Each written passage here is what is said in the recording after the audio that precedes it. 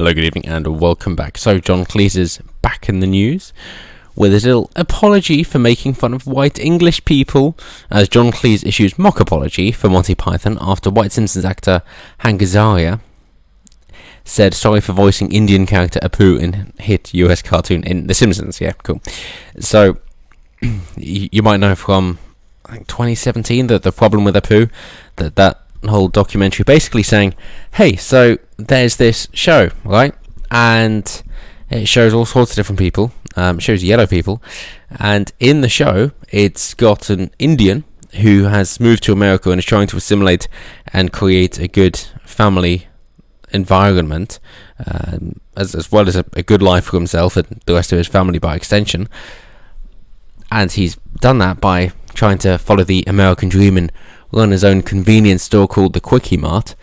And so he's trying to assimilate, and he's done alright for himself, and he's got a good work ethic, and he's become quite a reliable pillar of the community, and that is why he's a recurring character, and he's much loved by the people who watch the show. And in response to saying, yeah, except it's voiced by a white person, and therefore, even though you're portraying such positive characteristics of this particular character, because the voice actor who is acting the character doesn't have the same skin color, then it's not going to pass. It's not okay. It's not okay. And I'm thinking, hang on a minute. So there's a positive portrayal of somebody, right? And your problem is that this actor is pretending to be somebody who he isn't. Now, forgive my ignorance, but isn't that basically the definition of acting, where you pretend to be somebody that you're not? Because with this whole spiral of decline, woke oppression, Olympics bullshit, that at what point do you realise that they don't allow any acting at all? That, okay, you've got to be the same skin colour as the person you're portraying. Okay, right, okay. You got to be the same gender. Okay, right. You got to have the same sexual attraction as the person you're portraying. Okay, right. Okay, yeah. You got to have the same life experiences. Okay, right. You got to have the same accent. Right. Okay, yeah, sure. You've got to come from the same family background as well, whether that be broken homes, parents together, orphan, that kind of thing. Right. Okay. So, when does this whole acting malarkey just become a documentary reenactment kind of thing? That I think, and again, forgive me for my ignorance, that people seem to have lost track of what acting actually means. And believe it or not, if you've got a good actor, then that actor can make you believe that they are somebody that they're not, and actually take on a role and do it convincingly and in a way that gets the point across of the agenda of the story or whatever it might be, to make it thought-provoking and an enjoyable experience. And as far as I'm concerned, that is why the best actors win their awards, even if it takes a long time to win a BAFTA, citing Leonardo DiCaprio there. But the point is that, of course, they're pretending to be somebody they're not. And you can pick somebody like Leonardo DiCaprio or Mel Gibson or Tom Hanks or Denzel Washington, whoever you want, and go, so how many of these roles are actually accurate depictions of their own personal lives? Well, basically none. And that is why they're good actors. But does that mean that whenever you wish to get a movie, if they're trying to enact a real person, if it's based off a true story, then you have to get the original people who were responsible for those actions acting? So if you were to wish to educate people on the sins and moral failings of a particular person, you have to get them to reenact their life story, in which case, again, it just becomes a documentary. And maybe the people who actually lived it aren't as good as reenacting and particularly playing up to the tropes and the important aspects which are worth punctuating as actors. Yeah, crazy thought. And also, maybe you don't wish to work with a convicted serial killer who is currently spending life in prison. because they might be a little bit unhinged. Yeah, just a thought. But of course, that is inevitably where this spiral of decline goes. And so it's not just that of course John Cleese was poking fun at, but also in terms of who are the protected groups and who aren't. So he is the same guy that said London is not an English city anymore, which is perfectly accurate. And I thought this was something that was exalted by the leftist masses, that they were saying, yeah, well, we're so we're so globalist, there we go, that we're so open to trade on the global market that we do not wish to just say that we are one country. Instead, we are a hub for the entire world. And I thought that was one of their main selling points. So if John Cleese says, London's not an English city anymore, then you would have thought that they'd be saying, correct, yes, exactly. And that's a brilliant thing, that we're not just English, we're global. We're for everybody from anywhere, at any time, anywhere in the world. Brilliant. But for whatever bloody reason that I'm yet to understand, they took offence to this. And it almost seems as if the only reason that they took offence is because they are aware that saying such a thing doesn't go down well. In terms of, people like to think that London is English because it's in England. And so if somebody actually points out what they've been saying, as point blank as that, then they're a little bit shy. Because if the intentions of the heretic aren't pure, when they won't be because that's a heretic, then they have to try and cancel them as best as possible. Otherwise, word might get out that this isn't such a good thing if people can actually hear the honest truth of what is happening. And that is my best approximation as to why there was such a severe backlash as there was, given that what he said is just reiterating what has previously been stated by people who are now trying to cancel him. So he's decided, of course, that that wasn't enough for him, and he's going to go after Hank Azaria for his virtue signaling tosspot apology for voicing a much beloved character in The Simpsons.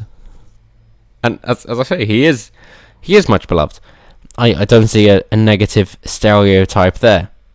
But nonetheless, that is why John Cleese went with what he said, to try and say, okay, so there's clearly a protected group of Indians, so, seeing as everybody's being offended for anything, I'll apologise for the incorrect characterizations of English people, because what I did is a stereotype and it isn't an accurate depiction of every single English person, because of course you cannot accurately describe every single English person in broad brushstrokes of stereotypes, which is fair enough.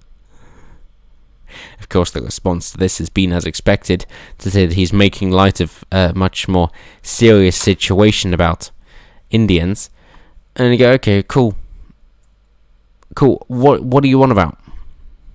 Please.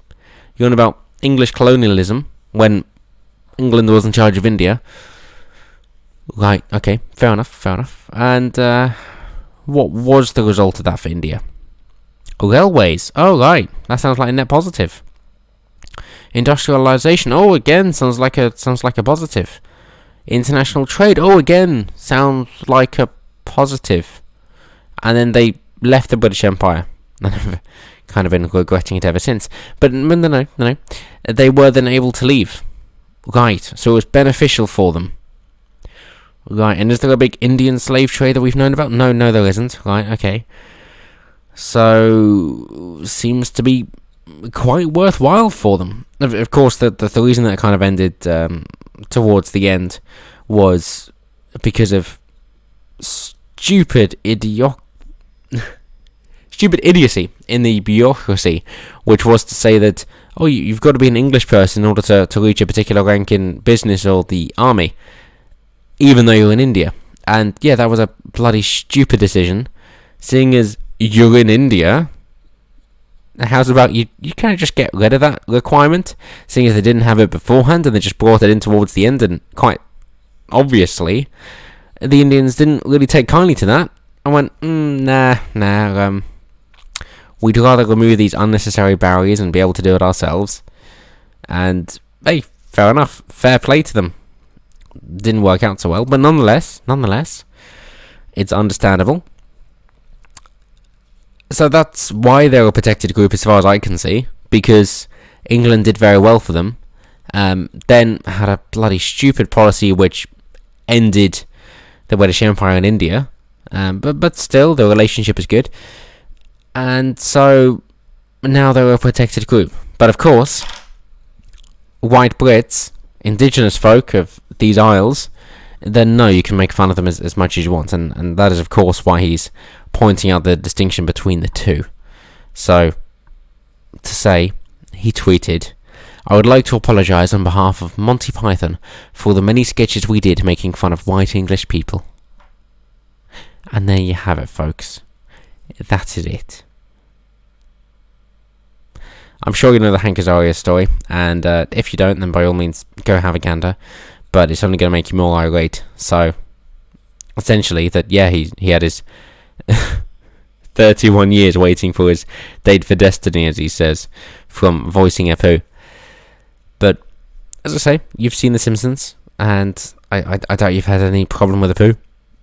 So, simple as that. But yeah, that's the story.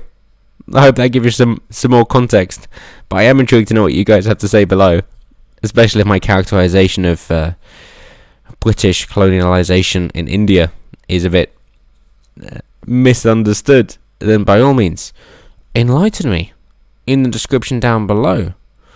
Or if you think that this whole cultural idea with people just kind of slowly chipping away at it one bit at a time, as John Cleese is aiming to do here through the form of mockery, is then what is going to grab more people's attention. That you might have noticed a theme recently, which is trying to draw in more people in order to understand the fight that they're in, whether or not they realise it.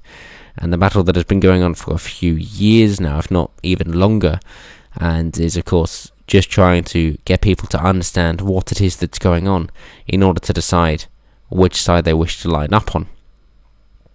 And of course, if you can get there first, you've got a much better chance of providing the anchor in order for them to go for logic, truth and reason instead of emotions and bowing to propaganda. But again, that's down to you and how you introduce people. And I think that's what John Cleese is trying to do here through the form of mockery. He's continuing his way of doing things, which is obviously popular and much loved, as we all love John Cleese. And he's hoping that in doing it that way, he's going to wake up more people, shall we say, to understand what it is that's going on in our own country, and then go, hang on a minute, this is a little bit crazy, isn't it? Anyway, let me know down below. Always intrigued you guys have to say.